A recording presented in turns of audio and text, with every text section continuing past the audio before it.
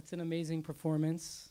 I don't know where to start after watching that film, but I guess we'll start with the writer, just because this series is highlighting the golden age of television writers, and we talked a little bit earlier about Patty Chayefsky's role on set, and I'd be interested to hear a little bit about that, and then from there we'll maybe work backwards. Okay, that's good. So what do you recall about? I mean, how did the script come to you, and what were your thoughts on getting those words? Well, when I finished Bus Stop, the roles that I was offered were all these macho roles and adventures and cowboys, and also, the guy that goes out and beats up 6 guys in a bar and all that stuff. And I didn't want to do anything like that at all. Well, what I'd like to do was do just the opposite of what I did the last time. And so in Bus Stop, I was playing this wild Montana cowboy, and this one was this rather inhibited introvert accountant. I thought, well, you can't get much more opposite than that. So when I was offered this script, I was thrilled, because just the script itself, if it were a writer that I had never heard of, it was somebody who was just out of college, I still would have loved the script. But it was Patty Chayefsky who just won an Oscar the previous year for Marty, and also the director, Daniel Mann, that directed it, and the producers that produced it. And here's this formidable bunch of filmmakers that are offering me a part, and it was very, very, it was something that there was no question, this is what I wanted to do. Yeah, I mean, Marty won Best Picture, Patty Chayefsky got the Oscar for Best Screenplay, and this was their follow-up film. Yeah. Which was an amazing opportunity for you, just coming off an Oscar-nominated role in Bus Stop. But at the same time, it is such a departure, which kind of goes back to what I was saying in the intro, is that you were, and still are, always somebody that chose conviction of your interests over stardom and over the easy way. So Fox offered you a big contract to do Westerns, and what did you tell them?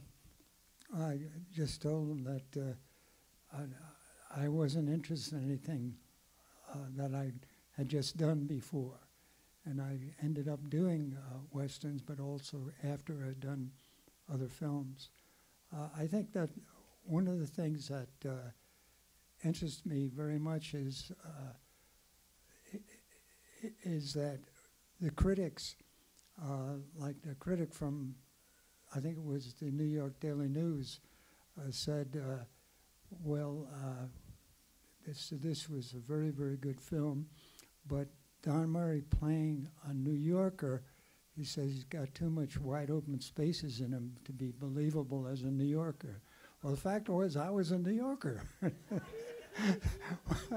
The character role for me was in Bus Stop. I never even been on a horse when I did Bus Stop. So that was the departure. And what I think I loved about this script is I saw in Bus Stop the concept of the star-driven movie and of movie stars and so on. And I thought that was really a kind of a destructive thing, is because that on the set that everybody's so worried about what the star is thinking and doing, is you can lose track of what you're there for. And this was something that was not a star vehicle. This was like I was being invited to play with a wonderful jazz band, maybe of 6 players. And I was going to play trumpet, but there's going to be a great saxophonist, a great trombone guy, a great guy in bass, great guy in the drums. And that's what it was to me. There was other actors that just marvelous. I was so moved by their performances tonight. And that was a reminder of why I wanted to do this film so much.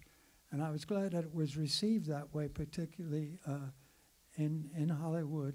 The critic for the LA Times picked Bridge Over River Kwai as the first best film of the year, and I agreed with him. I thought that was a total masterpiece. And then second, he picked Bachelor Party, and third film I did after Bachelor Party, my next film, which was Hatful of Rain. And that kind of appreciation made me feel that my choice was justified in other people's minds as well as my own. I didn't need that to be convinced that the project was as good as it was, the writing and the acting of the other people. But it was nice that it was reaffirmed by other people in the industry. And you mentioned Hatful of Rain, and Hatful of Rain in this film, it's hard to imagine anyone else in those roles.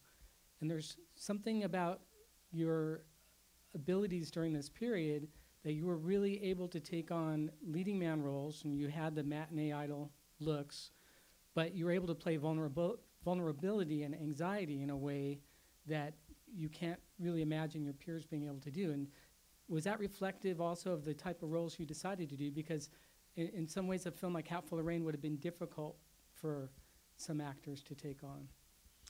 Yeah, I think that Hatful of Rain was interesting for me in this aspect. Buddy Adler, when I was doing Bus Stop, said, "I bought a movie for you." And I said, "What movie?" He said, "A Hatful of Rain." And when it came up to actually do it, they expected me to play the part of Polo, the comedy part. It's not really a totally comedy part, but the part that has the comedy in it. They bought it for me to play Polo. But I said, "I don't want to play Polo. I want to play the dope addict." And they said, "Well, everybody thought you were going to play the Polo." And I said, "Yeah, that's why I want to play the dope addict." And so luckily, Fred Zinnemann said, "Okay, if you want to play Johnny, you play the dope addict. It's okay with me." Yeah, and that's an amazing film, and it's in a long line of films where you chose difficult roles over safe roles. Advising Consent is another film where you did that with Otto Preminger film, where you played a closeted gay senator when that was something that was considered a career killer, potentially. Yeah, so I didn't never considered that. It was just a wonderful script and a wonderful acting role that I never considered whether it was anybody was thinking I was going to be gay because I played a gay senator. Yeah, As a matter of fact, I thought it'd be a great idea because if you play a gay man, you have all these beautiful girls trying to convert you. Well, you had an interesting exchange with Otto Preminger about that too, about typecasting, where you mentioned his part in Stalag 17 to him. Oh, yeah, that's right. And he said to me, "Would you mind people thinking you were gay by playing a gay man?" And I said, "Well, did you mind people thinking you were a Nazi because you played a Nazi?" He said, "No." He said, "I'm not worried about being a Nazi." Well, that's an amazing film, and it's a very sympathetic role, and something that really hadn't been seen in Hollywood film to that degree. It's interesting, as Bachelor Party had trouble getting a motion picture code of approval because the references to abortion. Certainly, Hatful of Rain provided some issues for the board because of its frank depiction of drug addiction. And Advising Consent was one of the first times that you saw that kind of portrayal of a gay character in a major Hollywood film. So this is the pattern of your career, and I think not just your career, but your life. For the Korean War, you were a conscientious objector, and you went and served displaced persons in Europe. Can you tell us a little bit about that adventure, which is pretty significant and pretty brave as well? Well, when I turned 19, everybody had to register for the draft, but no one was being drafted, and there was thought there'd never be another war because this is 1948, and we were the only ones with the atomic bomb, so who's going to attack us? And then, of course, Russia got the atom bomb, and that emboldened North Vietnam to invade South, not Vietnam, Korea to invade the South, so the war started. And I had registered when there was nobody was being drafted. You had three categories. You could be as a combatant soldier, you could be a non-combatant soldier, or you could be someone that served in what they said work of national importance under civilian direction. And I didn't want to be a non-combatant soldier because that was like, sitting around as a desk job. I wanted to do something in a healing capacity. And so that's why when I was drafted, I refused to be inducted, and I was imprisoned in what they call the tombs in New York City. And people say, gee, that tombs, that sounds pretty dire. And I said, well, the sound is not as dire as the clientele. But fortunately, I was the district attorney, who started out very hostile to me, turned around totally and supported me and said he didn't want to prosecute. And so I was eventually given that status, and I didn't wait to be drafted.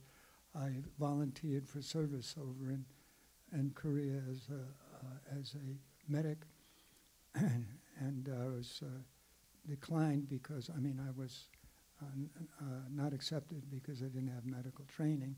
And I volunteered as a laborer because they were rebuilding South Korea as they were reconquering land. They were rebuilding the cities. So I volunteered for that, but they were only taking technicians with training, so I didn't get that. And I finally was accepted by a group called Brethren Service. And I went over and I worked in Germany as a laborer, helping to rebuild the city. There was 80% destroyed by the war, a city called Kassel.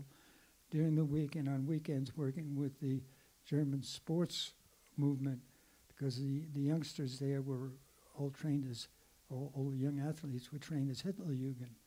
And I joined the sporting community to show them democracy. And so I worked there for a year, and then I went and I worked in Naples, Italy, in the refugee camps outside Naples, and with the refugees, and that were living in barbed wire camps, almost like prisoners. And then when I got in movies, my wife Hope Lang and I, we put our money together. We bought some land on the island of Sardinia, and with an American social worker named Belden Paulson, we took the refugees out of the barbed wire camps and built a free community. And that project became the prototype for the Peace Corps. And that's how the Peace Corps developed from BBS. Thank you so much for appreciating that. And I want to also, Mark, I want to thank you, because it's people like yourself who really are film historians, but also lovers of good film, that preserve these films. You and UCLA preserving this film is something that I greatly appreciate, and I appreciate yourselves, because couldn't do that if people like yourself weren't interested in this, didn't just want to be entertained by all the explosions and all the supernatural things you see in movies these days, that are actually moved by films like this, which are the kind of films that move me, and I appreciate that. I'm here because you're here. A film like Bachelor Party, people are going to watch 100 years and they're going to feel the same way about it that they felt when it came out, and the way we felt about it tonight. It's an amazing work, and it works as well as it does because of your performance. So we thank you for all of those performances, and there's so many, including Twin Peaks. So we don't have a lot of time, but let's set up the next movie just a little bit. Baby, the Rain Must Fall, which is another interesting choice, but also probably not the movie that it could have been. Tell us a little bit about the production of that film and your role. Well, You could set it up for us since we're going to screen it in a few minutes. I think the most interesting things about Baby the Rain Must Fall, it was taken from a play called Traveling Lady by Horton Foote, who was a superb writer. And it was interesting because it starred Steve McQueen, who was really an action actor for most of his career, and certainly up until then. And to play this very, very sensitive part that he played was a real change for him. So that was an interesting circumstance in itself. And the part that I played, I at first turned it down because I thought it wasn't enough of a part to really devote my time to. But the director was Robert Mulligan, on whom I had done the live TV show of Billy Budd. And that was one of the best experiences of my life. And he had also directed Sidney Poitier and I in a Man TV is 10 feet show, tall. Man is 10 feet tall. So because of him, that's why I decided to do the movie. Same creative team behind the film of To Kill a Mockingbird also. That's right, yeah. Alan Pakula was producing and Robert Mulligan directing. So that's how that came about. Well, since we have just a few minutes to go, we'll ask a few questions. Do we have mics in the house? Yeah. Over here. Since Mark mentioned the golden age of television, did you have any dealings with Fred Coe, the producer of Philco TV Playhouse? And if so, what were your impressions of him? Fred Coe was a very important man in my life. He was a wonderful television producer and devoted to really fine things on TV. He produced the Skin of Our Teeth, the television production of Skin of Our Teeth, which I had done with Mary Martin and Ellen Hayes. We opened in Paris, and then we played Chicago, and then had a Broadway run.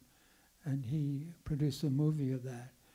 And he'd also produced A Man is 10 Feet Tall, and just so many great television things. So Fred Coe was very important, not only in my life, but just to the general quality of television. Fred Coe was one of the real leaders in that. Yeah. Over here. Hi. First of all, first time I've ever seen your work, Mr. Murray. That movie was amazing.